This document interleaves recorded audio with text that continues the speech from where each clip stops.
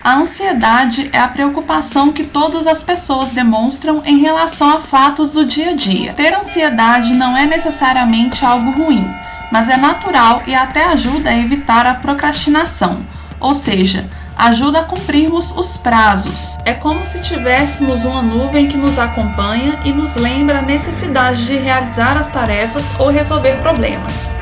Assim, naturalmente a nuvem cresce toda vez que temos um problema a ser resolvido, pois estamos preocupados, e se desfaz sempre que o resolvemos. Quando a ansiedade permanece por períodos prolongados e interfere nas atividades do dia a dia, ela deixa de ser natural e precisa ser tratada. É importante entender que a ansiedade é alimentada pela preocupação e não necessariamente pelo tamanho do problema. Assim, uma pessoa pode ter um nível de ansiedade alto e problemas racionalmente não tão difíceis de serem solucionados. O simples contato com um agente estressor ou estímulo que causa medo e horror pode causar uma crise de ansiedade. São as chamadas fobias. Por exemplo, quem tem medo de baratas ou palhaços quando vê uma barata ou um palhaço. Ou ainda, alguém que tenha medo de altura ou de lugares fechados quando está nestes ambientes.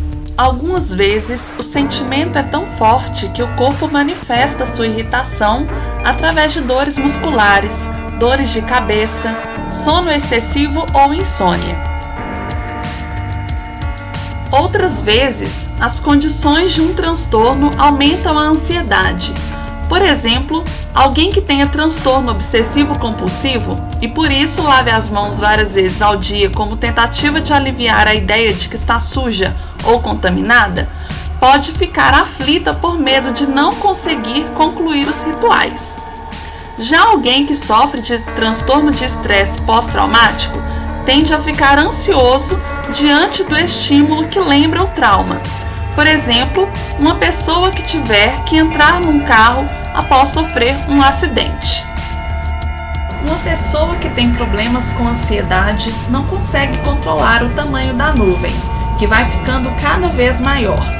A presença de pensamentos ansiosos persistentes durante meses e que geram danos à pessoa é a condição básica para o transtorno de ansiedade generalizada.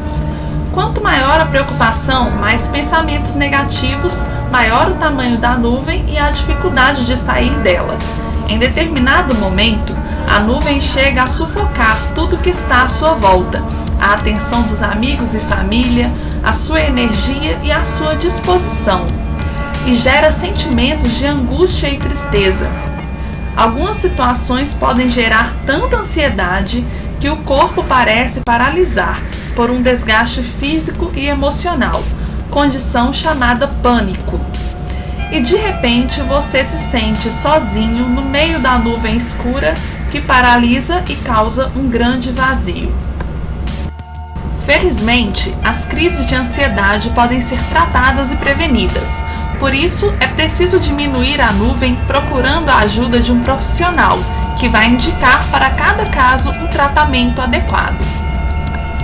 De modo geral, o uso de medicamentos é importante, especialmente na fase inicial do tratamento, depois de uma crise de pânico, por exemplo. No entanto, algumas vezes é preciso que o tratamento médico seja combinado a uma terapia psicológica, que vai tratar das causas das crises e fornecer recursos e estratégias para evitar novas crises.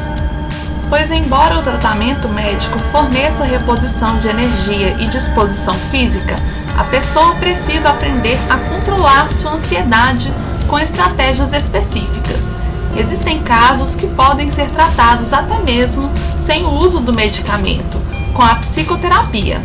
Assim, o tratamento adequado é indispensável para o sucesso de quem precisa vencer a ansiedade.